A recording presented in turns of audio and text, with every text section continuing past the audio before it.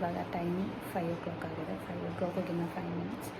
ತುಂಬ ಲೋ ವಾಯ್ಸಲ್ಲಿ ಮಾತಾಡ್ತಾ ಇದ್ದೀನಿ. ಇವತ್ತು ನಾನು ನಿನ್ನೆ ವ್ಲಾಗಲ್ಲೇ ಹೇಳ್ದಂಗೆ ಇವತ್ತು ನಾನು ಟ್ರಿಪ್ಗೆ ಹೊರಟಿದ್ದೀವಿ. ಸೊ ಇವಾಗ ಈಚೆ ಬಂದು ಇವಾಗ 5:30ಗೆ ನಾವಿಲ್ಲಿ ಇರಬೇಕು. ಇವಾಗ ನಾವು ಫ್ಲೈಟ್ ಜರ್ನಿ ಮಾಡ್ತಾ ಇದ್ದೀವಿ, ಫ್ಲೈಟಲ್ಲಿ ಹೋಗ್ತಾ ಇರೋದು. ಸೊ ಫ್ಲೈಟ್ ಇವಾಗ 8:45 ಇರೋದು ಫ್ಲೈಟು. ಸೊ ನಾವು ಸ್ವಲ್ಪ ಬೇಗ ಬಿಟ್ಟು ಚೆಕ್ಕಿಂಗು ಅದೆಲ್ಲ ಇರ್ತಲ್ಲ, ಹಾಗೆ ನಂದು ಒಂದು ಸ್ವಲ್ಪ ಇನ್ನೂ ಹಾಗೆ ಇದೆ, ಪೇಯ್ನ್ ಕಮ್ಮಿ ಆಗಿದೆ. ಸೊ ಮ್ಯಾನೇಜ್ ಮಾಡ್ಬೋದು. ಇವಾಗ ಪಿಕ್ ಮಾಡೋದಕ್ಕೆ ಬರ್ತಾರೆ. ಇವಾಗ ಯಾರ್ಯಾರು ಏನು ಅಂತ ಹಾಗೆ ಡೀಟೇಲಾಗಿ ತೋರಿಸ್ತೀನಿ. ಸೊ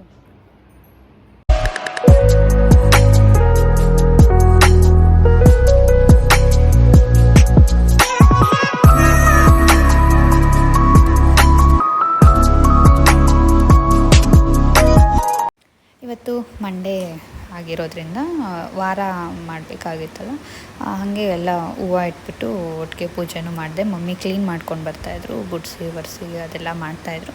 ನಾನು ದೀಪ ಎಲ್ಲ ಹಚ್ಚಿ ಹೂವು ಎಲ್ಲ ಇಟ್ಬಿಟ್ಟು ಕ್ಲೀನ್ ಮಾಡ್ತಾಯಿದ್ದೆ. ನಂದು ವೀಡಿಯೋದಲ್ಲಿ ನೀವು ಚೆಕ್ ಮಾಡ್ಬೋದು. ಆವಾಗಲೇ ಮಾಡಿದ್ದಾಗ ನನಗೆ ನೈಟೆಲ್ಲ ಫುಲ್ಲು ನಿದ್ದೆ ಇರಲಿಲ್ಲ, ಮತ್ತು ಬೇಗ ಎದ್ದಿದ್ದು 3 o'clockಗೆ. ಮತ್ತು ಅಲ್ಲಿ ನೋವು ಅದೆಲ್ಲ ಇತ್ತಲ್ಲ, ಫುಲ್ಲು ಫೇಸೆಲ್ಲ ಒಂಥರ ಊದ್ಕೊಂಡಂಗೆ ಆಗ್ಬಿಟ್ಟಿತ್ತು. ಆಮೇಲೆ ಸರಿ ಹೋಯಿತು.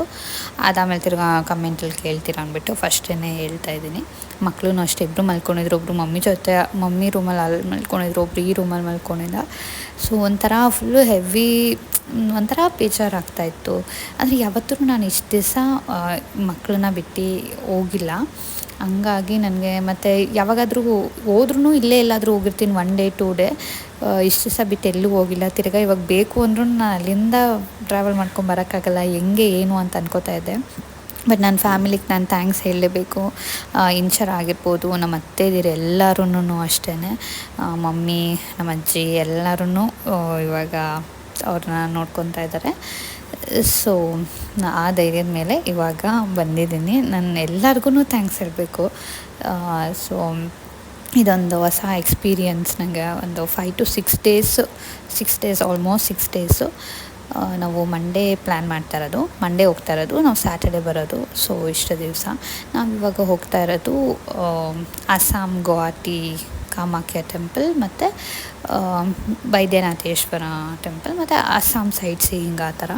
ಇವಾಗ ನಮ್ಮ ಯಜಮಾನರು ಡ್ರಾಪ್ ಮಾಡಿದ್ರು. ನಾನು, ನಮ್ಮ ಅತ್ತೆ, ನಮ್ಮ ಮಾವ ಮತ್ತು ವಿಜಯ ಆಂಟಿ ಇಷ್ಟು ಜನನೂ ಬಂದ್ವಿ ನಾವು ಇಲ್ಲಿಗೆ. ಮತ್ತು ದೀಪಿಕಾ ಅಕ್ಕ ಫ್ಯಾಮಿಲಿ, ಲಕ್ಷ್ಮಿ ಅಕ್ಕ ಫ್ಯಾಮಿಲಿ ಎಲ್ಲರೂ ಇಷ್ಟು ಜನ ನಾವು ಹೋಗ್ತಾ ಇರೋದು. ಸೊ ಇಲ್ಲೆಲ್ಲ ಚೆಕ್ಕಿಂಗು ಮತ್ತು ಬ್ಯಾಗ್ದು ಅದೆಲ್ಲ ಪ್ರೊಸೀಜರ್ ಆಯಿತು.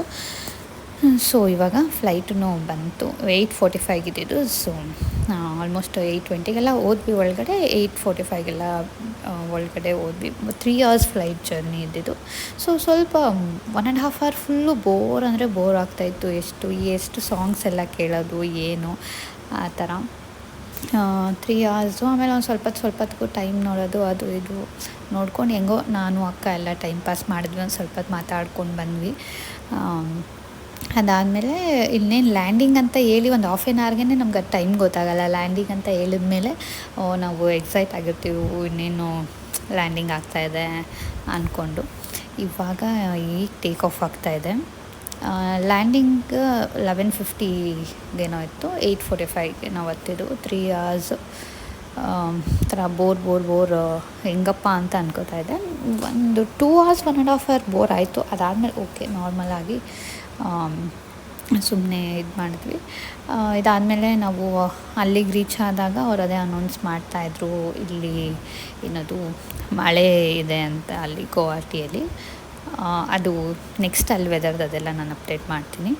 ಸ್ವಲ್ಪ ಹೊತ್ತು ಸಾಂಗ್ ಕೇಳಿದೆ, ಎಲ್ಲ ಸಾಂಗ್ಸು ಡೌನ್ಲೋಡ್ ಮಾಡ್ಕೊಂಡು ಹೋಗಿದ್ದೆ. ಅದನ್ನು ಸ್ವಲ್ಪ ಹೊತ್ತು ಕೇಳಿದೆ, 10 ಸಾಂಗ್ಸ್ ಏನೋ ಕೇಳಿದೆ.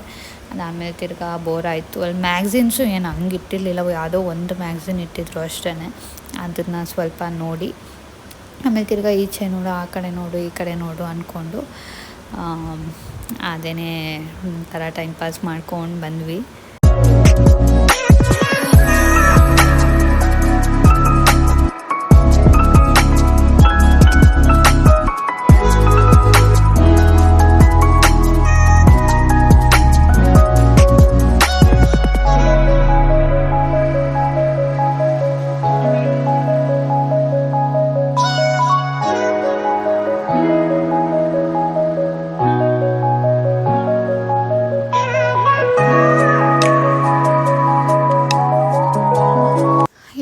ಫ್ಲೈಟ್ ವ್ಯೂ ಒಂದೊಂದು ಸತಿ ಒಂದೊಂದು ಥರ ಡಿಫ್ರೆಂಟ್ ಆಗಿತ್ತಲ್ಲ, ನಾನು ಒಂದು ಸ್ವಲ್ಪ ಎಲ್ಲ ಥರನೂ ವೀಡಿಯೋ ಮಾಡ್ಕೋತಾ ಇದ್ದೆ. ಒಂದು ಸ್ವಲ್ಪ ನರ್ವಸ್ಸು ಇತ್ತು, ಒಂದು ಸ್ವಲ್ಪ ಭಯ ಥರನೂ ಇತ್ತು. ಇದು ನನ್ನ ಸೆಕೆಂಡ್ ಟೈಮ್ ಫ್ಲೈಟ್ ಜರ್ನಿ. ಅಂದರೂ ಇದು ಒಂದು 5 ಇಯರ್ಸ್ ಆದಮೇಲೆ ನಾನು ಹೋಗ್ತಾ ಇರೋದು.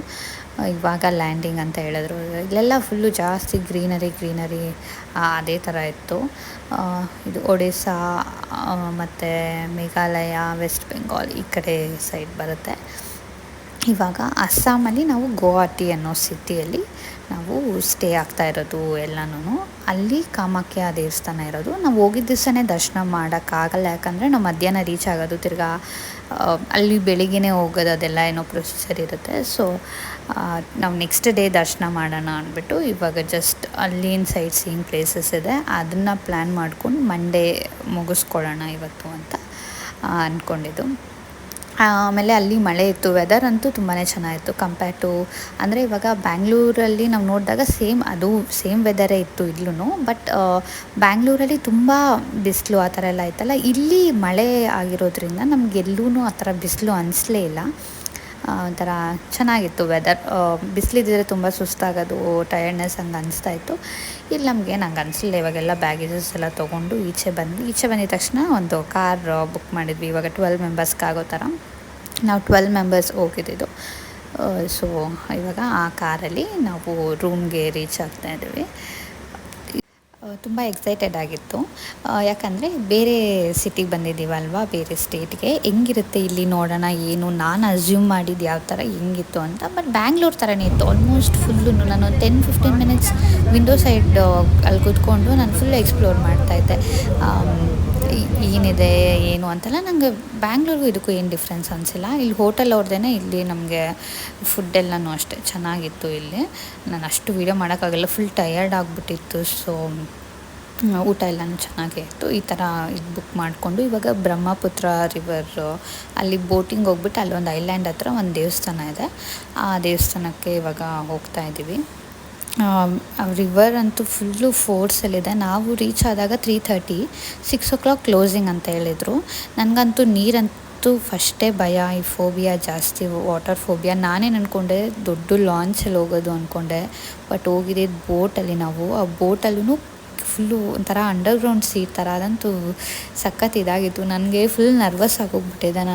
ನಂಗೆ ವಾಟರ್ ಭಯ, ಅದರಲ್ಲಿ ಬೇರೆ ನೀರು ಸಖತ್ ಫೋರ್ಸಲ್ಲಿದೆ, ಎಷ್ಟು ಜಾಸ್ತಿ ಫೋರ್ಸು. ಮತ್ತು ಹೋಗ್ತಾ ಈವ್ನಿಂಗ್ ಆಗ್ತಾ ಇನ್ನೂ ಜಾಸ್ತಿ ಆಗಿಬಿಟ್ಟಿತ್ತು. ನಂಗೆ ಬರೋ ಟೆನ್ಷನ್ಗಿಂತ ಹೋಗಿ ಯಾವಾಗ ರೀಚ್ ಆಗ್ತೀವಪ್ಪ ಅನ್ನೋ ಟೆನ್ಷನ್ನೇ ಜಾಸ್ತಿ ಇತ್ತು. ಸೊ ನೋಡಿ, ಈ ಥರ ಹಿಂಗೆ ಕೆಳಗಡೆ ಕುತ್ಕೊಬೇಕು ಇದು. ಸೊ ನನಗಂತೂ ಜಾಸ್ತಿನೇ ಅಲ್ಲಿ ಹೋಗಿ ರೀಚ್ ಆಗೋವರೆಗೂ ಕಣ್ಣು ಮುಚ್ಕೊಂಡು ಕೂತ್ಕೊಂಡ್ಬಿಟ್ಟಿದ್ದೆ, ಅಷ್ಟು ಭಯ ಆ ಥರ ಫೀಲ್ ಆಗ್ತಾಯಿತ್ತು. ದೇವಸ್ಥಾನವೂ ಅಷ್ಟೇ ಫುಲ್ ಕಾಮಾಗಿ ಪೀಸಾಗಿ ಚೆನ್ನಾಗಿತ್ತು. ಇನ್ನು ಮೇಲೆ ಹತ್ಬಿಟ್ಟು ಹೋಗಬೇಕು ದೇವಸ್ಥಾನ. ಮತ್ತು ಅಲ್ಲಿ ಒಳಗಡೆ ದೇವಸ್ಥಾನವೂ ಅಷ್ಟೇ ಫುಲ್ ಒಳಗಡೆ ಇದೆ, ಕೆಳಗೆ ತುಂಬ ಚೆನ್ನಾಗಿತ್ತು ಕಾಮಾಗಿ. ಮತ್ತು ನಾವು ಹೋಗಿದ್ದ ಟೈಮು ಇನ್ನೇನು ಕ್ಲೋಸಿಂಗ್ ಟೈಮ್ ಅಲ್ವಾ, ಯಾರೂ ಅಷ್ಟು ಜನ ಇರಲಿಲ್ಲ, ಚೆನ್ನಾಗಿತ್ತಲ್ಲಿ. ಅಲ್ಲಿಂದ ಈಚೆ ಬರೋಷ್ಟೊತ್ತಿಗೆ ಅವರು ಅಲ್ಲಿ ಪೂಜಾರಿ ಅವರು ಹೇಳ್ತಾಯಿದ್ರು ವಾಟರ್ ಫೋರ್ಸ್ ಜಾಸ್ತಿ ಆಗ್ತಾಯಿದೆ, ವಾಟರ್ ಇದು ಬೇಗ ಹೊರಡಿ ಅಂತ. ನನಗೆ ಅವಾಗ ಇನ್ನೂ ಟೆನ್ಷನ್ ಜಾಸ್ತಿ ಆಗೋದು ಸ್ವಲ್ಪ. ಸರಿ ಅಂದ್ಬಿಟ್ಟು ಬಂದ್ವಿ. ಬರೋವಾಗ ಒಂದು 6 ಮಿನಿಟ್ಸ್ಗೆ ಆ ವಾಟರ್ ಅದು ಹೆಂಗೆ ವೇವ್ ಬರ್ತಾ ಇರುತ್ತೋ ಬೋಟ್ ಹಂಗೆ ಹೋಗ್ತಾ ಇರುತ್ತೆ. ಇಲ್ಲಿಂದ ನಾವು ನೆಕ್ಸ್ಟ್ ತಿರ್ಗಾ ಶಾಪಿಂಗಿಗೆ ಬಂದ್ವಿ. ಇಲ್ಲಿ ಸ್ಯಾರೀಸ್ ಎಲ್ಲ ಫೇಮಸ್ ಇರೋ ಸ್ಯಾರೀಸು ಆ ಥರದ್ದೆಲ್ಲ ನೋಡೋಣ ಅಂತ. ಮೊಗ್ಗ ಸಿಲ್ಕೋ ಏನೋ ಸ್ಯಾರಿ ಇದೆಲ್ಲ ಪ್ಯೂರ್ ಸಿಲ್ಕ್ ಬರುತ್ತಂತೆ, ಇದು ಅಲ್ಲಿ ಫೇಮಸ್ ಇದು. ಇಲ್ಲಿ ಒಂದು ಶಾಪ್ಗೆ ಹೋದ್ವಿ. ಫಸ್ಟ್ ಐಡಿಯಾ ಏನೂ ಇರಲಿಲ್ಲ, ಜಸ್ಟ್ ಹೋದ್ವಿ. ಸ್ಯಾರೀಸ್ ಕಲೆಕ್ಷನ್ಸ್ ಅಂತೂ ತುಂಬ ಚೆನ್ನಾಗಿತ್ತು ಅಲ್ಲಿ. ಅದೇ ಅಂದರೆ ಪ್ರೈಸ್ ಅದೆಲ್ಲ ನಾನು ಅದು ಮೊಗ್ಗ ಸಿಲ್ಕ್ ಏನೋ ಬರುತ್ತದು ಅಲ್ಲಿ ಅಸ್ಸಾಂ ಇದ್ರದ್ದು. ಇದು ಪ್ಯೂರ್ ಸಿಲ್ಕು. ಇದು 11,000ಇಂದ ಸ್ಟಾರ್ಟಿಂಗ್ ಅಂತೆ, 11,000 14,000 ಆ ಥರ ರೇಂಜಲ್ಲಿ ಬರುತ್ತೆ ಇದು ಸ್ಯಾರೀಸು. ನಾವು ಅಂದ್ಕೊಬೋದು ಅಲ್ಲಿ 14ಗೆ 11ಗೆಲ್ಲನೂ ಬೇರೆ ಥರ ಬರುತ್ತೆ ಸಿಲ್ಕ್ ಸ್ಯಾರೀಸ್ ಅಂತ. ಇದು ಪ್ಯೂರ್ ಸಿಲ್ಕ್, ಅಲ್ಲೇ ಇದು ಮಾಡಿರ್ತಾರೆ ಅಂತ. ಬನಾರಸ್ಸು ಇಲ್ಲಿ ಫೇಮಸ್ ಇದು. ಬನಾರಸ್ ಸ್ಯಾರೀಸು, ಅದನ್ನು ತೋರಿಸ್ತೀನಿ. ಈ ಸ್ಯಾರಿ ಇವಾಗ ನಾನು ಏನು ತೋರಿಸ್ತಾ ಇದ್ದೀನಿ ರೆಡ್ಡು, ಇದು 14,500. ಈ ಸ್ಯಾರಿ 26,500 ಇದೆ ಇದು. ಬಟ್ ಪ್ಯೂರಿಟಿ ಆಗಿರ್ಬೋದು ಮತ್ತು ಆ ವೀವಿಂಗು ಅದರಲ್ಲೇ ಗೊತ್ತಾಗ್ಬಿಡುತ್ತೆ. ಮತ್ತು ಇದು ಬನಾರಸ್ ಸ್ಯಾರಿ, ಇದೂ ಅಷ್ಟೇ. ಎಲ್ಲ ಒಂದಷ್ಟು ಸ್ಯಾರಿ ಎಲ್ಲ ನೋಡಿ ಸ್ಯಾರಿ ಶಾಪ್ ಮಾಡಿ, ಬನಾರಸಲ್ಲಿ ಒಂದು ಕಲರ್ಸ್ ಇರುತ್ತೆ, ಎಲ್ಲ ಬ್ರೈಟ್ ಕಲರ್ಸೇ ಇತ್ತು. ಇದೆಲ್ಲ ಅವಾಗಿನ ಕಾಲದ ಟ್ರೆಂಡಿಂಗ್, ಇದು ಮದುವೆಲೆಲ್ಲ ಇದೇ ಥರನೇ ಉಡ್ತಾ ಇದ್ದಿದ್ದು. ಇದು ವೆಯ್ಟು ಅಷ್ಟೇ ತುಂಬ ವೆಯ್ಟ್ ಇದೆ. ಇದು ಬಾರ್ಡರು ಜರಿ ಆಗಿರ್ಬೋದು ಅದೆಲ್ಲನೂ, ಅಂದರೆ ಗೊತ್ತಾಗ್ಬಿಡುತ್ತೆ ಆ ಪ್ಯೂರಿಟಿ ವೈಸಲ್ಲಿ ನಮ್ಗೆ ಯಾವ್ದು ಫೇಕು ಯಾವ್ದು ಇದು ಅಂತ. ಆಮೇಲೆ ಸ್ಯಾಟಿನ್ದು ಸ್ಯಾರೀಸು ಎಲ್ಲನೂ ಅಷ್ಟೇ ಕಲೆಕ್ಷನ್ಸ್ ಚೆನ್ನಾಗಿತ್ತು. ನಮಗೆ ಆ ಸ್ಯಾರಿ ಹೊಸ್ತು ಅನಿಸುತ್ತೆ ಅಷ್ಟೇ, ಅಷ್ಟೊಂದು ಕೊಡಬೇಕಂತ. ಬಟ್ ಇದೆಲ್ಲನೂ ಅಷ್ಟೇ ಓಕೆ, ಎಲ್ಲ ಅಂದರೆ 2.5 ರೇಂಜ್ 3 ರೇಂಜ್ ಆ ಥರದ್ರಲ್ಲಿ ಅದೆಲ್ಲ ಇತ್ತು. ಮಿಕ್ಕಿದೆಲ್ಲ 14,000, ಬನಾರಸ್ಸು ಅದೆಲ್ಲ 14,000-15,000 ಆ ಥರ. Thank you for watching. Next ವ್ಲಾಗೋಸ್ಕರ ಕಾಯ್ತಾರಿ ಅಂತ ಹೇಳ್ತಾ ಥ್ಯಾಂಕ್ ಯು.